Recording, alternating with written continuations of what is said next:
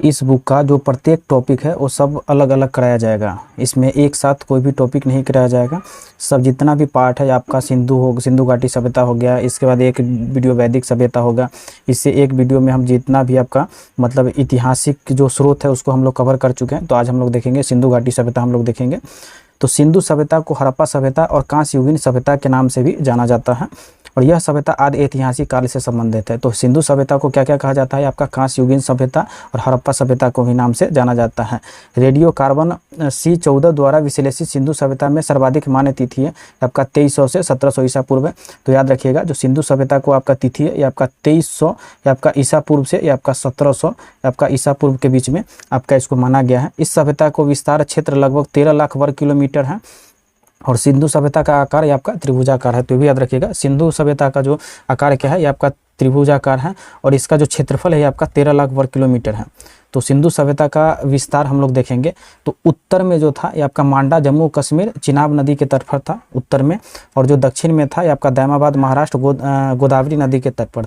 तो दक्षिण में आपका गोदावरी नदी हो जाएगा और उत्तर में हो जाएगा आपका चिनाब नदी। तो याद रखिएगा चिनाब नदी मांडा और दक्षिण में हो जाएगा दैमाबाद गोदावरी नदी। तो याद रखिएगा और दक्षिण में महाराष्ट्र और उत्तर में कश्मीर जम्मू कश्मीर। तो याद रखिएगा उत्तर में जम्मू कश्मीर और दक्षिण में महाराष्ट्र, और यहाँ मांडा और चिनाब नदी के तट पर, और यहाँ हो जाएगा दैमाबाद आपका गोदावरी नदी के तट पर। उसके बाद पूर्व में हो जाएगा आलमपुर मेरठ हो जाएगा उत्तर प्रदेश हिंडन नदी के तट पर, और पश्चिम में हो जाएगा आपका सुतका गोंडोर बलूचिस्तान पाकिस्तान दासक नदी के तट पर। तो याद रखिएगा पूर्व में कौन सा हो जाएगा आलमगीरपुर मेरठ उत्तर प्रदेश हो जाएगा हिंडन नदी के तट पर, और पश्चिम में हो जाएगा आपका सुतकांगोडोर बलूचिस्तान पाकिस्तान दासक नदी के आपका तट पर हो जाएगा। इसके बाद आगे हम लोग देखेंगे। वर्ष 1826 में चार्ल्स मेसन ने हड़प्पा स्थित विशाल टीले की जानकारी दी थी। किसने दिया था? ये आपका चार्ल्स मेसन ने दिया था। नोट: भारतीय पुरातत्व सर्वेक्षण विभाग के महानिदेशक जॉन मार्शन के निर्देश पर सन 1921 में दयाराम साहनी ने पंजाब पाकिस्तान के तत्कालीन मांटगोमरी जिले में रावी नदी के बाएं तट पर स्थित हड़प्पा के टीले का पुनरावेशन किया था। तो याद रखिएगा जो आपका जॉन मार्शन के निर्देश पर ये आपका किसने किया था? 1921 में दयाराम साहनी ने पंजाब पाकिस्तान के तत्कालिक मांटमेरी जिले के रावी नदी पर बाएं तट पर स्थित हड़प्पा टीले का पुनरावेशन किया था। वर्ष 1921 में राखलदास बनर्जी ने सिंध प्रांत के लड़काना जिले में सिंधु नदी के दाहिने तट पर स्थित मोहनजोदड़ो के टीले का पता लगाया था। ये कब लगाया था? 1922 में। और 1921 में किसने लगाया था? तो हड़प्पा। इसीलिए आपका सिंधु को महत्वपूर्ण नाम आपका हड़प्पा भी कहा जाता है। इसके बाद देखेंगे सिंधु सभ्यता एक प्राकृतिक नगरीय थी। जो सिंधु सभ्यता क्या थी? ये आपका प्राकृतिक नगरीय थी। सिंधु सभ्यता के पूर्व परिपक्व अवस्था में प्राप्त होने वाले बड़े नगर हड़प्पा मोहनजोदड़ो लोथल कालीबंगा बनावली राखीगढ़ और धौलावीरा है। जो सिंधु सभ्यता के पूर्व परिपक्व अवस्था में प्राप्त होने वाले जो बड़े नगर आपका था ये आपका हड़प्पा था, मोहनजोदड़ो था, लोथल था, कालीबंगा था, बनावली था, राखीगढ़ी था, धौलावीरा था। भारत को स्वतंत्रता पश्चात सिंधु सभ्यता में सर्वाधिक पुरास्थल खोज आपका गुजरात में किया गया है। तो सबसे अभी भी भारत में सबसे ज़्यादा जो स्थल है हड़प्पा सभ्यता का इसका आपका गुजरात में ही प्राप्त है। तो हम लोग देखेंगे सौंदर्य सभ्यता के स्थल ये आपका सोरतुघई ये आपका हो जाएगा ये आपका अफगानिस्तान में है। उसके बाद सुतकागोंडोर ये आपका उत्खनन कब हुआ था? 1927 में हुआ था। और इसके उत्खननकर्ता कौन था? अरेल एस्टीन था। ये आपका बलूचिस्तान पाकिस्तान में है। ये आपका सुतकागोंडोर आपका 1927 उत्खननकर्ता अरेल एस्टीन था आपका बलूचिस्तान पाकिस्तान में है। उसके बाद सुतका कोह ये आपका 1962 में उत्खनन किया गया था। GF डेल्स ने उत्खनन करता था आपका बलूचिस्तान पाकिस्तान में पड़ता है। उसके बाद आगे हम लोग देखेंगे डाबर कोट है ये आपका 1935 में उत्खनन किया गया था। उत्खनन करता था ये आपका अर्नेस्ट मैके था। ये आपका बलूचिस्तान पाकिस्तान में है। उसके बाद नौसारो ये आपका बलूचिस्तान पाकिस्तान में। आपका कोट दीजी है 1953 में आपका उत्खनन हुआ था। और फजल अहमद खां इसके उत्खनन करता था। ये आपका सिंध पाकिस्तान में पड़ता है। उसके बाद आगे हम लोग देखेंगे अली मुराद ये आपका NG मजूमदार इसके उत्खनन करता था। ये भी सिंध पाकिस्तान में पड़ता है। मोहनजोदड़ो ये आपका 1922 में उत्खनन हुआ था। राखलदास बनर्जी ने उत्खनन करता थे और सिंध पाकिस्तान में पड़ता है। तो याद रखिएगा मोहनजोदड़ो कब हुआ था? ये आपका 1922 में हुआ था। राखलदास बनर्जी इनके उत्खनन करता थे और सिंध पाकिस्तान में है। उसके बाद आगे हम लोग देखेंगे चनहुद्रो ये आपका 1931 में उत्खनन किया था। और ननी गोपाल मजूमदार इसके उत्खनन करता थे, ये आपका सिंध में पड़ता है। उसके बाद डाबरकोट 1935 में उत्खनन हुआ था, जॉन हेनरी मैके इसके उत्खनन करता थे। और बलूचिस्तान पाकिस्तान में ये जगह है डाबरकोट। उसके बाद बालाकोट ये आपका 1979 में उत्खनन हुआ था, और इसके GF डेल्स इसके उत्खनन करता थे, ये सिंध में पड़ता है। उसके बाद अल्लाह दीनो आपका 1982 में उत्खनन हुआ था, ये आपका फेयर सर्विस कराची पाकिस्तान में हुआ था, फेयर सर्विस इसके उत्खनन करता थे। उसके बाद आगे हम लोग देखेंगे जो आपका मांडा है 1982 में उत्खनन किया था, और JP जोशी ने किया था, ये आपका जम्मू कश्मीर है, तो याद रखिएगा। भारत का जो भी है ये भी काफ़ी महत्वपूर्ण है। मांडा ये आपका JP जोशी की कब हुआ था, 1982 में, ये आपका जम्मू कश्मीर में। हड़प्पा है ये आपका 1921 में हुआ था, राय बहादुर दयाराम सहनी ने किया था, पंजाब पाकिस्तान में। हड़प्पा कब हुआ था, 1921 में इसका उत्खनन हुआ था, राय बहादुर ये आपका दयाराम सहनी ने किया था, पंजाब पाकिस्तान में। उसके बाद रोपर है 1953 से 56 में हुआ था, यगदत्त शर्मा ने, आपका ये भी पंजाब में है। उसके बाद 12 1956 में हुआ था, यगदत्त शर्मा ने ही किया था, ये भी पंजाब में। राखी गढ़ी आपका 1969 में हुआ था, ये आपका सूरजभान ने इसके उत्खनन किया करवाया था, ये आपका हरियाणा में है। उत्खनन करता जो है ये आपका सूरजभान है। उसके बाद कुणाल ये आपका 1974 में हुआ था, JP जोशी इसके उत्खनन करता थे, ये हरियाणा में है। बनावली ये आपका 1973 से 74 में हुआ था, अरविंदर सिंह और बिष्ट इसके उत्खनन करता थे, यह हरियाणा में। बालू 1974 से 79 में हुआ था, उदयवीर सिंह और तथा सूरजभान इसके उत्खनन करता थे, उसके बाद ये हरियाणा में है। उसके बाद मिताल थल ये आपका 1968 में उत्खनन हुआ था, ये आपका सूरजभान इसके उत्खनन करता थे, ये आपका हरियाणा में है।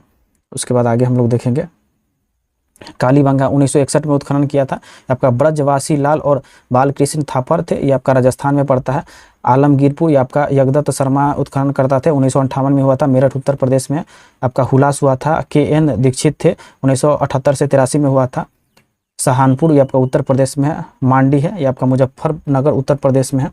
उसके बाद जो है ये आपका रंगपुर है, ये आपका माधव स्वरूप वत्स ने किया था 1931 से 34 में, अहमदाबाद गुजरात में। उसका धोलावीरा है ये आपका रविंद्र सिंह विष्ट है, ये आपका गुजरात में है, ये आपका 1991 से 91 में। सुरकोटदा ये आपका जगतपति जोशी ने किया था 1964 में, ये आपका ये भी गुजरात में है। लोथन है 1957 से 58 में। SR राव इसके उत्खनन करता है, ये भी आपका गुजरात में है। उसके बाद आगे हम लोग देखेंगे और उसके बाद जो है पादरी है, ये भी आपका गुजरात में पड़ता है। उसके बाद रोजदी है 1982 से 95, ये भी गुजरात में। उसके बाद मालवन है 1967 में, ये आपका JP जोशी ने करवाया था, ये भी गुजरात में। उसके बाद कुंतासी है, तो ये कब हुआ था इसका डेट नहीं है। MK धवलीकर और MR रावल YM चितलावाल है, ये आपका ये भी गुजरात में ही पड़ता है। उसके बाद देखेंगे देसलपुर 1964 में KV सौंदर्य राज ने करवाया था, यह भी आपका गुजरात में है। दैमाबाद ये पता ही है महाराष्ट्र में है, 1974 से 75 में, 75-76 में, 78 से 79 में। C रंगनाथ राव एवं SL साली ने किया था। उसके बाद भगवानपुर आपका 1975 से 76 में, JP जोशी ये आपका हरियाणा में है। उसके बाद जो मेन उसका जगह है इसके बारे में हम लोग देखेंगे। सबसे पहले देखेंगे मोहनजोदड़ो, यहाँ से क्वेश्चन पूछता है। यह सिंधु सभ्यता का सबसे बड़ा और प्रमुख नगर है मोहनजोदड़ो। मोहनजोदड़ो का अर्थ है सिंधी भाषा में मृतकों का टीला। यहाँ से कुषाण कालीन स्फूर्त का साक्ष्य प्राप्त हुआ है, तो याद रखिएगा जो मोहनजोदड़ो का अर्थ होता है ये आपका मृतकों का टीला होता है। और यह सिंधु सभ्यता का सबसे बड़ा प्रमुख नहर है, और यहाँ से प्राप्त अन्नागार समाप्त सिंधु सभ्यता की सबसे बड़ी इमारत है। जो यहाँ का अन्नागार प्राप्त हुआ है तो सबसे बड़ी इमारत है। उसमें देखेंगे अन्नागार के केंद्रीय प्रांगण में जलाशय और जलाशय का 11.89 मीटर लंबा था, 7.01 मीटर चौड़ा था, 2.44 मीटर ये आपका गहरा था स्नानागार का। उसके बाद देखेंगे मोहनजोदड़ो को बृहद स्नानागार उतरने के लिए उत्तर एवं दक्षिण दिशा में सीढ़ियाँ बनी थी। ये आपका MTS में पूछा हुआ 2022 में कि सीढ़ियाँ किस दिशा में थी, तो याद रखिएगा उत्तर और दक्षिण दिशा में जो बृहद स्नानागार था उसमें उतरने के लिए आपका सीढ़ियाँ बनी हुई थी। उसके बाद देखेंगे बृहद स्नानागार को प्राकृतिक चारकोल को परत चढ़ाकर जलरोधी बनाया जाता था। तो उस समय सीमेंट नहीं था, तो जो चारकोल होता है मतलब कोयले का, उसको मतलब लेप बनाकर उसको चढ़ाया जाता था। ये भी आपका पूछा हुआ क्वेश्चन है, 21 में पूछा हुआ है, ये आपका GD में पूछा हुआ है। उसके बाद आगे हम लोग देखेंगे इस पुरा स्थल को नर्तकी की एक कांस्य मूर्ति मिली है, और मोहनजोदड़ो से प्राप्त एक मुद्रा के ऊपर पदासान की मुद्रा को विराजमान एक योगी का चित्र मिला है। इस स्थल से प्राप्त पद्मासन योगी के चित्र के चारों ओर हाथी, भैंसा, गैंडा, चीता का भी चित्र प्राप्त हुआ है। मोहनजोदड़ो से प्राप्त एक सील मुद्रा पर 3 मुख वाले देवताओं की प्रतिमाओं मिली है, जिसमें जॉन मार्स मार्शल के रुद्र शिव कहा गया है। तो जो किसने किया है, जॉन मार्शल ने इसको रुद्र शिव कहा है। कांचली मिट्टी की गिलहरी मोहनजोदड़ो से मिलती है, तो याद रखिएगा कांचली मिट्टी की जो आपका गिलहरी है ये आपका कहाँ से मिलता है, मोहनजोदड़ो से मिलती है। मोहनजोदड़ो के अनेक घरों को व्यक्तिगत कुएं का साक्ष्य प्राप्त हुआ। तो उस समय जो मोहनजोदड़ो था तो उसमें घरों के मतलब वहाँ कुएं भी होते थे, तो ये भी याद रखिएगा। इस सिंधु स्थल में कांस्य से निर्मित भैंस एवं बकरे की प्रतिमाएं मिली है। जो कांस्य उस समय कांस्य मतलब कांस्य से निर्मित जब भैंस और बकरे की प्रतिमाएं मिली है। उसके बाद देखेंगे हड़प्पा, यहाँ से विशाल अन्नागार के साक्ष्य प्राप्त हुए हैं। वहाँ पे था, देखिए यहाँ पे था आपका मोहनजोदड़ो से स्नानागार प्राप्त हुआ है और यहाँ से आपका हड़प्पा से अन्नागार प्राप्त हुआ है। और इस स्थल में श्रमिक आवास के अवशेष प्राप्त हुए हैं। इस पूरा स्थल को लाल बलुआ पत्थर से निर्मित एक युवा का खंडित धर मिला है। हड़प्पा में सलेटी पत्थर से निर्मित नृत्य मुद्रा खंडित धर मिला हुआ है, तो ये भी याद रखिएगा। उसके बाद देखें हड़प्पा के मुहरों पर सर्वाधिक एक श्रृंगी पशु का भी अंकन मिलता है। एक श्रृंगी पशु का अंकन कहाँ मिलता है, हड़प्पा से मिलता है। और इस सैंधव स्थल से प्राप्त आयताकार मुहर को स्त्री के गर्भ से निकलते पौधे भी दिखाया गया है। उसके बाद आगे हम लोग देखेंगे लोथल। लोथल को नगर निर्माण योजना के आधार पर ही इसे लघु हड़प्पा या लघु मोहनजोदड़ो कहा गया है। जो लोथल जो था, अब इसमें दो हो गया, अब लोथल के बारे में हम लेते हैं। तो लोथल जो था नगर निर्माण योजना के आधार पर इसे लघु हड़प्पा या लघु मोहनजोदड़ो कहा गया है। लोथल एवं सुरकोटदा सिंधु सभ्यता का बंदरगाह नगर था। तो बंदरगाह नगर कौन था, लोथल और सुरकोटदा था। लोथल में अनेक मकानों को वृत्ताकार या चतुर्भुजाकार अग्नि स्थल पाए गए हैं, जिसमें प्रयोग यज्ञ अनुष्ठान के लिए होता था। ये आपका जीडी में पूछा हुआ है 2021 में शिफ्ट 3rd में पूछा हुआ क्वेश्चन है। जो आपका लोथल का जो मकान होता था कैसा होता था, वृत्ताकार और चतुर्भुजाकार होता है। और इसमें अग्नि स्थल पाए गए हैं जिनका प्रयोग यज्ञ अनुष्ठानों के लिए होता था। तो काफ़ी इंपोर्टेंट है। मनके बनाने के कारखाने लोथल एवं चनहुद्रो से मिला। ये क्वेश्चन पूछा जा सकता है। जो मनके बनाने का जो कारखाना था वो कहाँ से मिला है, ये आपका लोथल और चनहुद्रो से मिला है। लोथल में तांबे के कारखाने का स्थल भी मिलता है। गैंडे की मृण मूर्तियाँ लोथल से मिली है। अश्व मृण मूर्तियाँ को लोथल से भी मिली है। लोथल में जल का निकास व्यवस्था के लिए नालियों को पक्की ईंटों को बनवाया गया था। ये आपका SSC 2023 में पूछा हुआ क्वेश्चन है। जो जल निकास व्यवस्था के लिए नालियों को पक्की ईंटों को बनवाया गया था। उसके बाद आगे हम लोग देखेंगे धौलावीरा। धौलावीरा सिंधु सभ्यता का सर्वाधिक सुव्यवस्थित और खूबसूरत नगर है। तो काफ़ी इंपॉर्टेंट है। जो आपका धौलावीरा है ये आपका सिंधु सभ्यता का सर्वाधिक और सुव्यवस्थित खूबसूरत नहर है। इस स्थल पर पॉलिशदार श्वेत पाषाण खंड मिले हैं धौलावीरा से। धौलावीरा में जल संरक्षण के लिए 16 जलाशयों का निर्माण किया गया है। तो सबसे सुंदर जगह जो था ये आपका हड़प्पा सभ्यता का, सिंधु घाटी सभ्यता का था, वो धौलावीरा था। और धौलावीरा में जो था आपका जल संरक्षण के लिए 16 जलाशयों का ये आपका मतलब निर्माण किया गया था। तो काफ़ी इंपॉर्टेंट है। ये NTPC 2021 में पूछा हुआ भी क्वेश्चन है।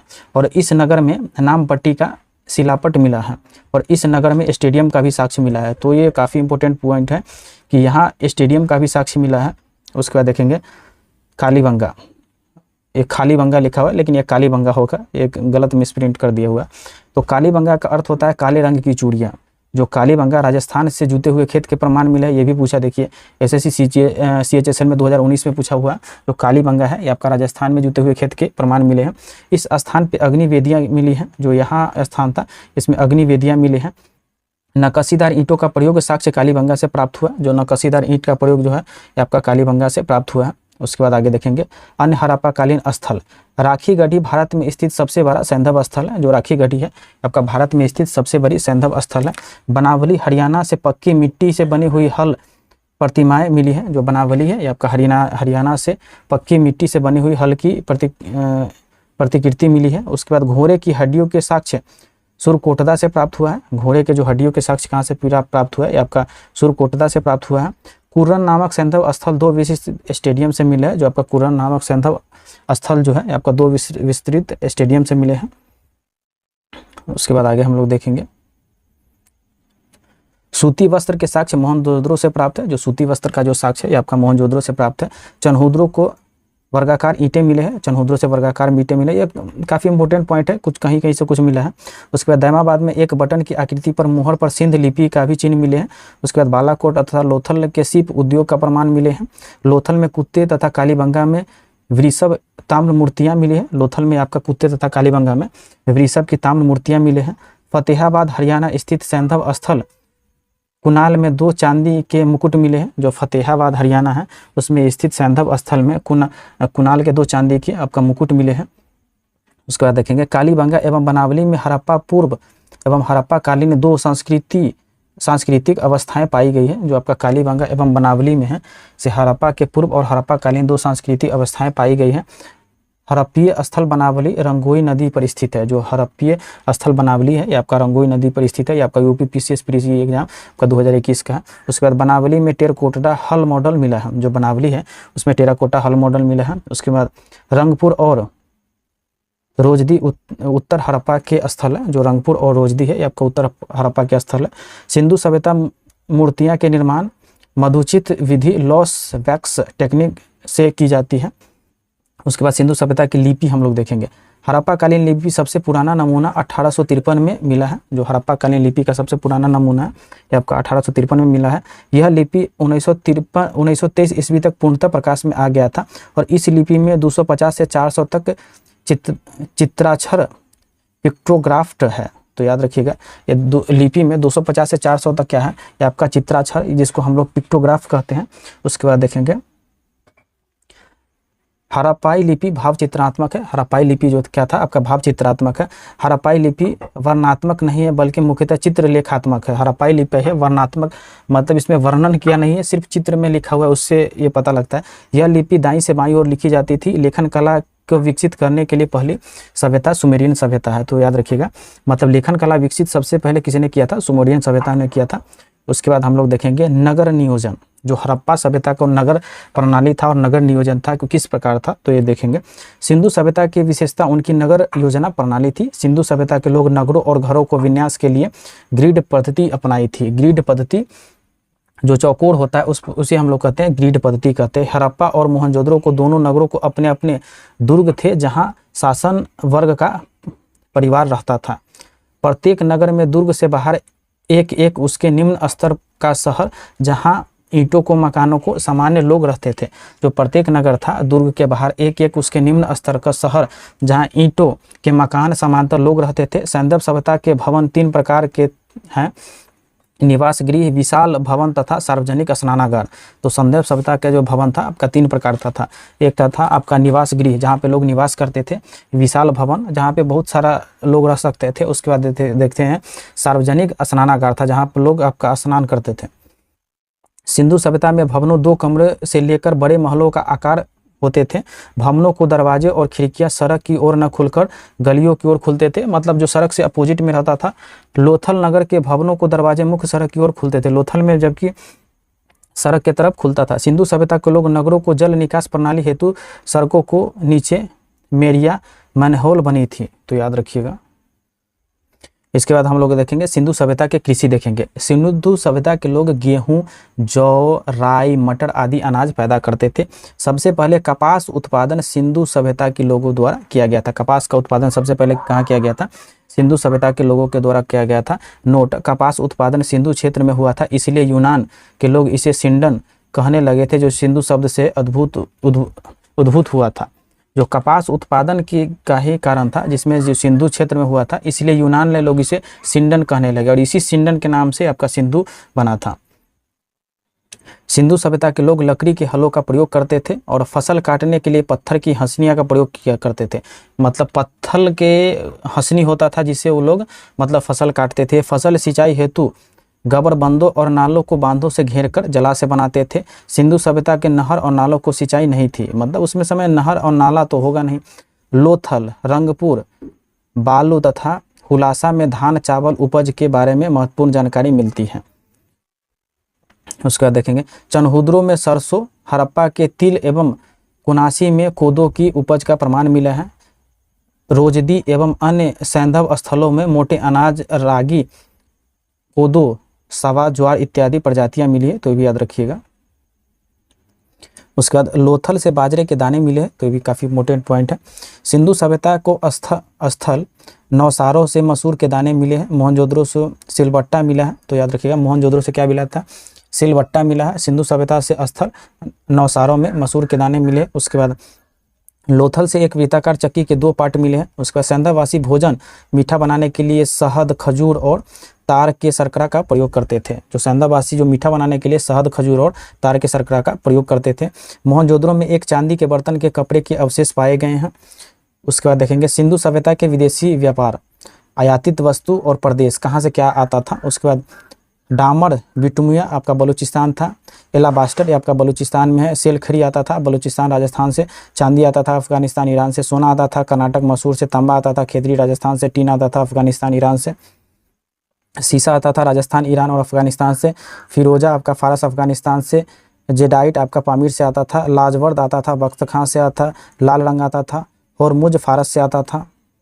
उसके बाद शंख आता था पश्चिमी भारत फारस से आता था। तो याद रखिएगा शंख पश्चिमी भारत फारस से आता था। लाल रंग आता था होर्मुज फारस से आता था। लाजवर्द आता था बख्त खां से आता था। जेडाइट आपका पामीर से आता था। फिरोज आता था फारस अफगानिस्तान से आता था। उसके बाद सीसा आता था राजस्थान ईरान और अफगानिस्तान से आता था। टीन आता था अफगानिस्तान ईरान से आता था। तांबा आता था खेतरी राजस्थान से आता था। सोना कर्नाटक मैसूर से आता था। चांदी अफगानिस्तान ईरान से आता था। सेलखरी बलूचिस्तान राजस्थान से आता था।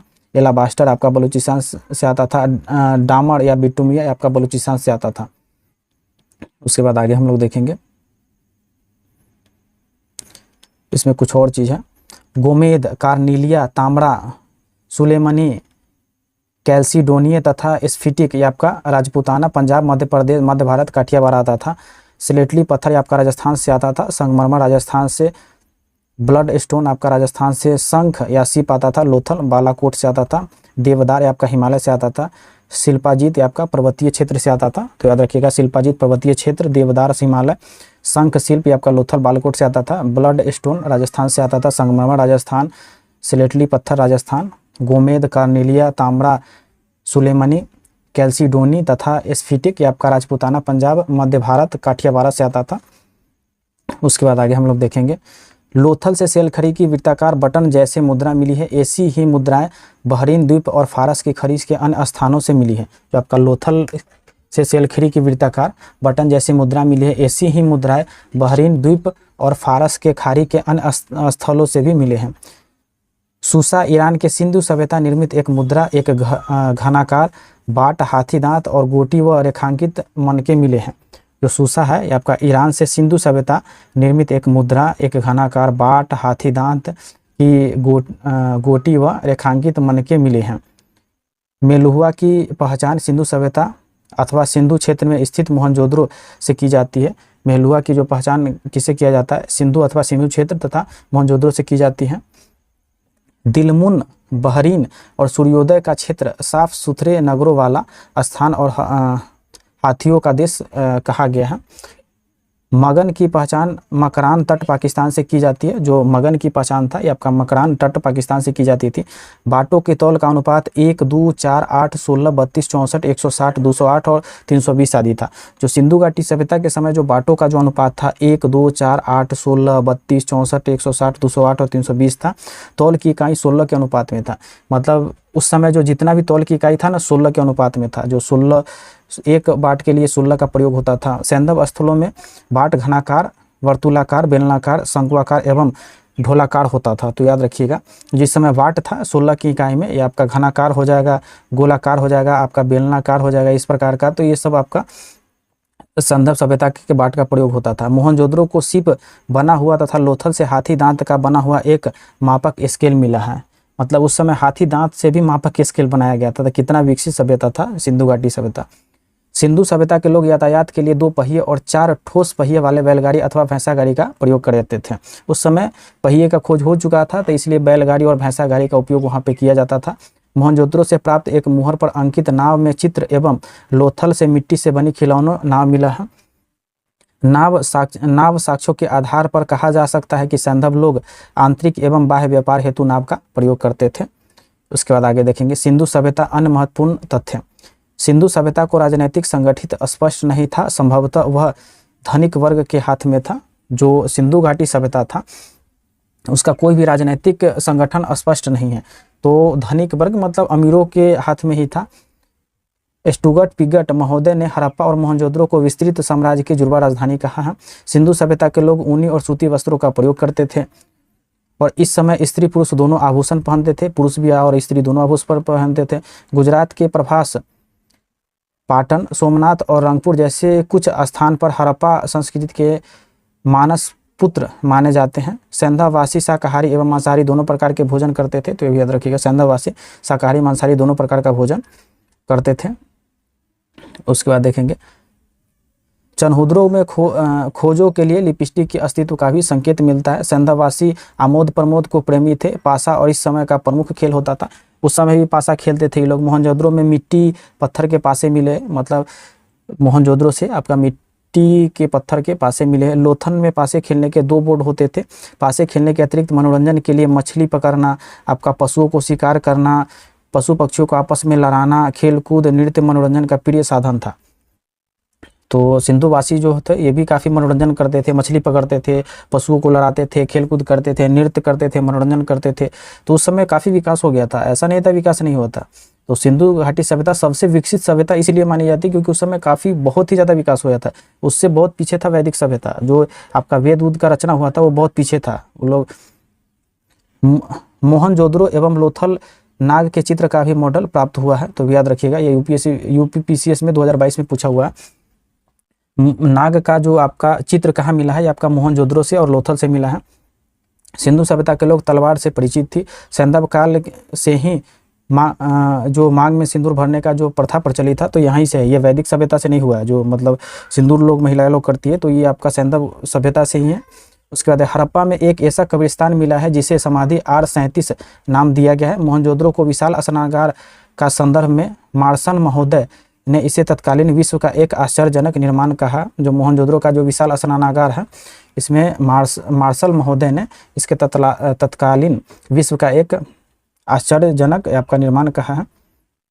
उसके बाद आगे हम लोग देखेंगे चनहुद्रों से सैंधव संस्कृति के अतिरिक्त पाक हड़प्पा संस्कृति, झाकर संस्कृति का अवशेष मिला है। चनहुद्रो एकमात्र सैंधव पुरास्थल है जहाँ वक्रकाकार ईंटें मिले हैं। जो चनहुद्रो से एकमात्र सैंधव पुरास्थल है जहाँ पे वक्रकाकार ईंटें मिले हैं। सैंधव स्थल मोहनजोदड़ो से पुरोहित आवास मिला है। जो सैंधव स्थल मोहनजोदड़ो है, ये आपका पुरोहित आवास यहीं से मिला है। उसके बाद आगे हम लोग देखेंगे दैमाबाद से रथ चलाते हुए मनुष्य सांड गैंडे की आकृति प्राप्त हुई है। जो दैमाबाद है, यहाँ आपका रथ चलाते हुए मनुष्य को सांड और गैंडे की आकृति प्राप्त हुई है। हड़प्पा, मोहनजोदड़ो, कालीबंगा, सुरकोटदा के स्थलों में कुबरदार ऊँट का जीवाश्म मिला है। तो याद रखिएगा, हड़प्पा से मिला है, मोहनजोदड़ो से, कालीबंगा, सुरकोटदा स्थलों से कुबरदार जो ऊँट का है, इसका जो आपका मर जाने के बाद जो जीवाश्म बनता है तो वो प्राप्त हुआ है। सुरकोटदा, लोथल और कालीबंगा से घोड़े की मृण मूर्तियां, हड्डी और जबड़े आदि के अवशेष प्राप्त हुए हैं। उसके बाद आगे हम लोग देखेंगे मिस्र के साथ व्यापारिक संबंध का पता लोथल प्राप्त मम्मी की एक आकृति से पता चलता है।